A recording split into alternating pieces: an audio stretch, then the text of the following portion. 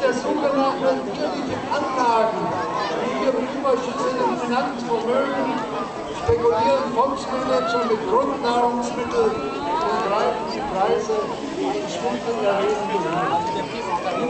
Liebe Kolleginnen und Kollegen, was ist das für eine Welt geworden, in der Millionen auf dem Teller fehlen, was wir in unseren Tank füllen und in der die Superreichen ihre Vermögen durch die Spekulation mit dem Vermehren, was andere so dringlich zum Überleben brauchen.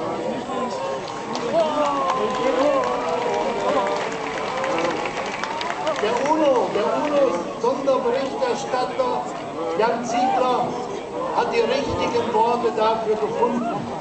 Er spricht von einem Imperium der Schande. Ja, Kolleginnen und Kollegen, das meine ich auch. Ein Imperium der Schande ist das, kein Zweifel.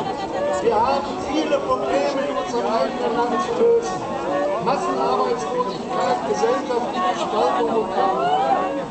Aber die eigenen Probleme sollten uns nicht den Blick für die Schäden verstellen, die unsere Wirtschaft und Lebensweise in anderen Regionen der Welt angreifen.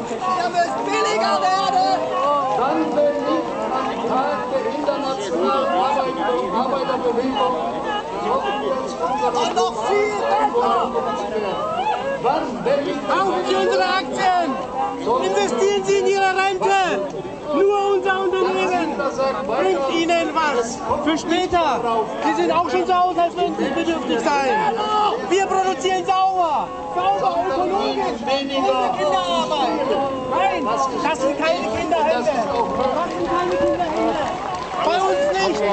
Diese Schuhe, 2, 3 Streifen, keine Kinderarbeit. Immer weniger. Ihr engagiert uns für ein soziales Deutschland. So sozial, das können wir uns nicht vorstellen. Etwas mehr Produktivität, nicht Spitzer! Und der Mindestlohn. Wir müssen noch viel besser werden!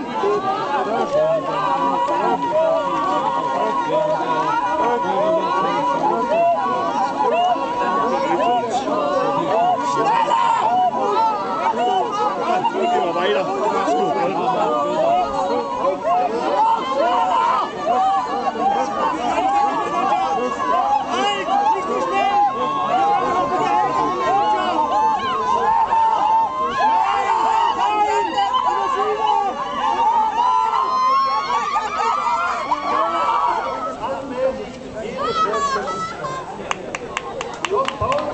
Nou, dit wat zo uren was. 1. mei. Muss ich alleine zu